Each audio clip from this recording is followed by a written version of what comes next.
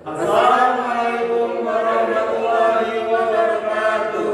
Perkenalkan saya Muhammad Hendrawan dengan NIM 21606054. Assalamualaikum, nama saya Laisa dengan 21 Dan perkenalkan nama saya Arif Rahman dengan NIM 2120604077. Perkenalkan kami dari kelompok 11 akan memaparkan materi yang berjudul Wirausahawan Dan organisasi usaha.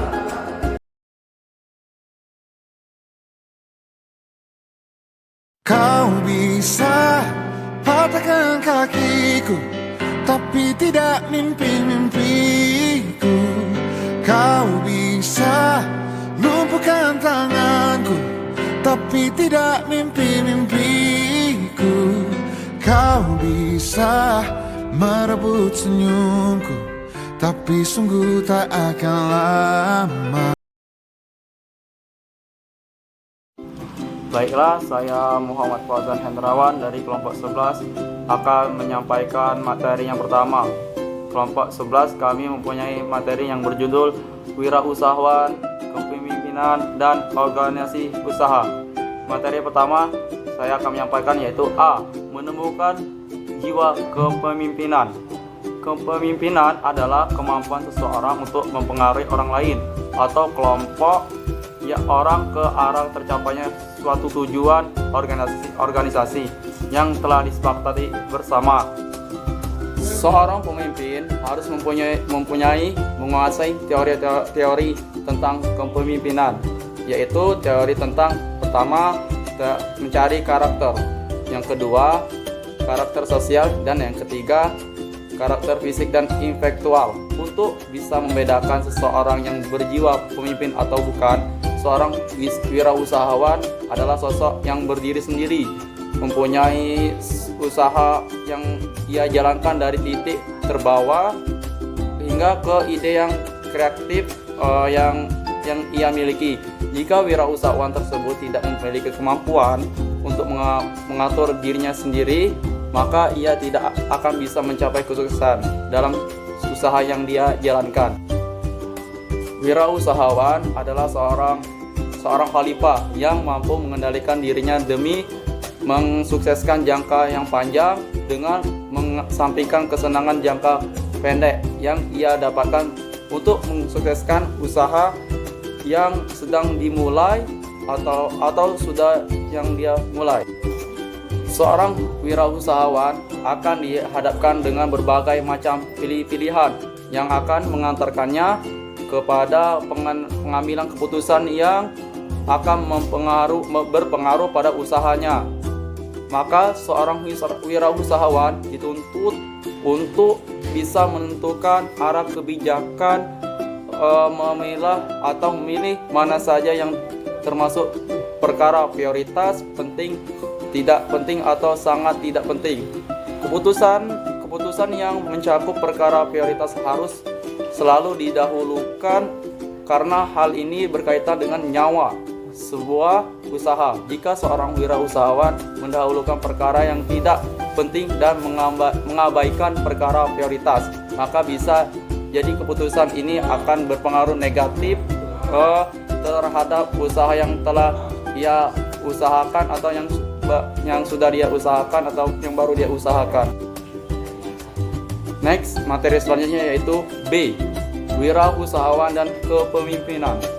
Penampilan Bill Gates sangat biasa, suaranya halus, gayanya down to earth. Para karyawan mempunyai kesan mendalam tentang Bill Gates, sehingga beberapa orang pernah bertemu dengan Gates akan sangat terkesan dengannya. Bill Gates adalah pendiri perusahaan multimiliar dolar dan salah satu dari 3 orang terkaya di dunia, Masya Allah, yang konon kekayaannya mencapai sepengaruh APBN Indonesia. Gates sangat cerdas, kaya, dermawan. Gates mempunyai jiwa kepemimpinan yang luar biasa.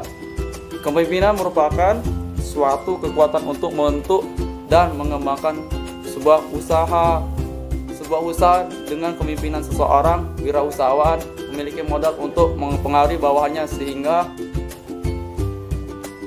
sehingga suatu usaha bisa memiliki teamwork yang baik. Kepemimpinan yang baik merupakan sosok yang bisa memotivasi bawahannya untuk patuh, loyal, bekerja sama, baik, dan memiliki sikap menghargai satu sama lain.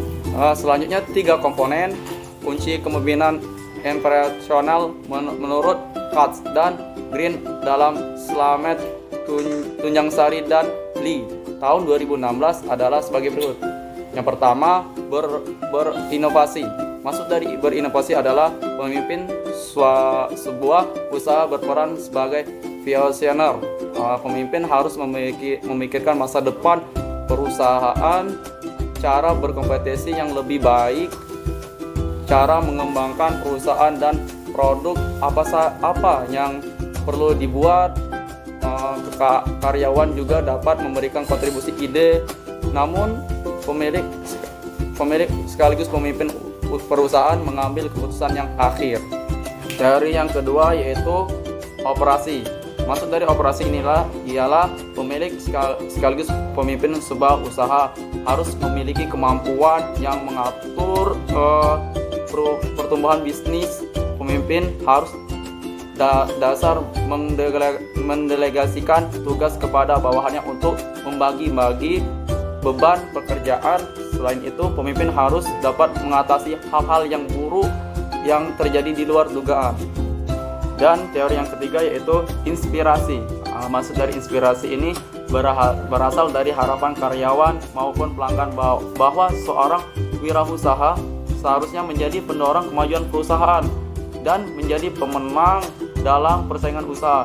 Inspirasi yang diperlihatkan dari seorang wirausaha dapat dikarenakan ia menjalankan bisnisnya dengan sesuai dengan jiwa keinginannya. Baiklah, saya Muhammad Fauzan Hendrawan sebagai pemateri pertama dari kelompok 11. Selanjutnya akan disampaikan oleh pemateri kedua yaitu Tarisa. Assalamualaikum warahmatullahi wabarakatuh. Saya Tarisa akan melanjutkan materi selanjutnya mengenai internal locus of control dan keberhasilan usaha. Internal locus of control adalah memandang bahwa keberhasilan ataupun kegagalan tergantung pada diri sendiri, tidak mudah menyerah pada nasib atau keadaan, serta tidak tergantung dan mengharapkan bantuan dari orang lain. Locus of control adalah pengendalian individu atas pekerjaan yang mereka lakukan dan juga kepercayaan mereka terhadap keberhasilan dirinya sendiri. Menurut Kreisner dan Kiniki 2005, locus of control merupakan salah satu variabel kepribadian atau personality yang didefinisikan sebagai keyakinan individu terhadap dirinya untuk kemampuan mengontrol nasibnya sendiri. Seorang wirausahawan adalah seorang pemimpin minimal bagi dirinya sendiri yang berhasil pada saat pertama kali ia merancang sebuah usaha dan ingin mengembangkan usaha tersebut. Jauh sebelum ada bahasan locus of control dalam Quran Surat Al-Baqarah ayat 30, Allah sudah menjelaskan bahwa Dia akan menciptakan khalifah di bumi. Khalifah adalah pemimpin yang sebelumnya memimpin masyarakat, maka seseorang tersebut berkewajiban untuk memimpin dirinya sendiri. Seorang wirausahawan ketika mengawali usahanya merupakan pemimpin bagi jiwanya. Ia memimpin keinginan-keinginan yang tidak terbendung. Misalnya, ketika mengawali sebuah usaha, seseorang haruslah cermat secara keuangan dengan memanage keinginan-keinginan yang ia miliki agar sumber dana yang ada bisa digunakan sebagai modal berwirausaha. Ia pun harus menahan dirinya untuk bersenang-senang dalam berpola hidup lebih sederhana, karena harus berjuang memulai dari nol apa yang sedang ia usahakan. Materi selanjutnya yaitu mengenai kepemimpinan dan organisasi usaha. Upaya membangun usaha menengah, kecil, dan mikro atau UMKM tidak terlepas dari masalah kelembagaan dan sumber daya manusia atau SDM. Peningkatan kapasitas dan kompetensi pelaku usaha menjadi tonggak usaha dalam memajukan UMKM. Berdasarkan survei Dipdiknas 2008, wirausahawan Indonesia 83% dihuni oleh lulusan SD. Usia pelaku UMKM yang baru mulai usahanya sangat bervariasi. Ada yang memulai usahanya di usia 17 tahun sampai dengan 20 tahun sebesar 0,6%. Ada yang memulai di usia 31 sampai 45 tahun sebesar 57,5%. Dan ada yang membangun usaha di usia 46 sampai 55 tahun sebesar 28,5%. Ini menunjukkan bahwa kegiatan berwirausaha banyak dilakukan, bukan sebagai pilihan yang utama sebelumnya karena belum menarik banyak minat masyarakat.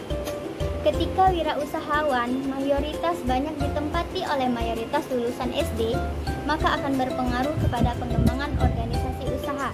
Misalnya, apabila mayoritas wirausahawan ditempati oleh para sarjana, maka kekurangan tersebut akan bisa tertutupi dengan baik. Terima kasih. Materi selanjutnya akan dilanjutkan oleh teman saya yaitu Arifatur Rahman. Pembentukan organisasi usaha kecil. Organisasi usaha adalah suatu kerjasama yang dilakukan oleh sekelompok orang demi mencapai tujuan bersama. Melalui visi dan misi yang telah dirumuskan dengan organisasi bisnis, maka akan terjadi penyataan pendapat yang digalakkan dalam suatu usaha demi mendapatkan sejumlah profit dan benefit. Melalui suatu proses usaha dilakukan dengan secara efektif dan efisien. Organisasi usaha dijalankan dengan membentuk badan usaha untuk bisa melakukan aktivitas yang bisnis demi tujuan yang dirumuskan. Bentuk-bentuk badan usaha adalah: pertama,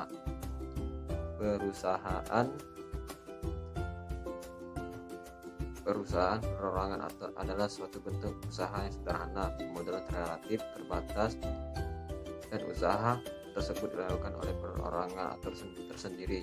Kedua, perusahaan terbatas atau PT arahan tanpa saham.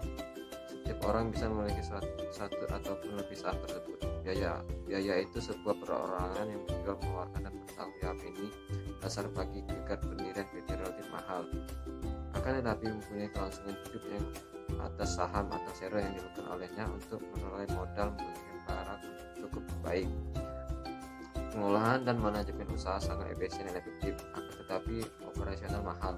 Kadang terjadi kurangnya komunikasi dari pemegang saham, dan saham bisa diperjualbelikan.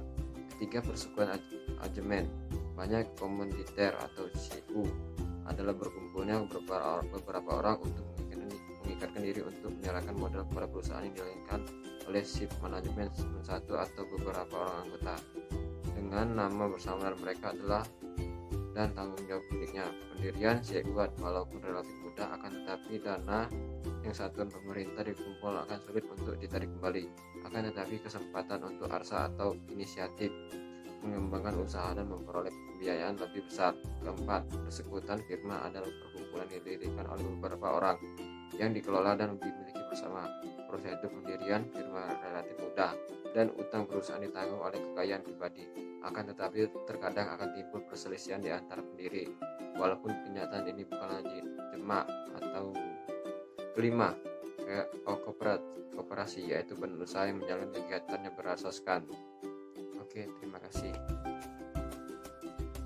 3. Kami dari kelompok sudah memaparkan dalam menjelaskan materi tentang usahawan, kepemimpinan, dan organisasi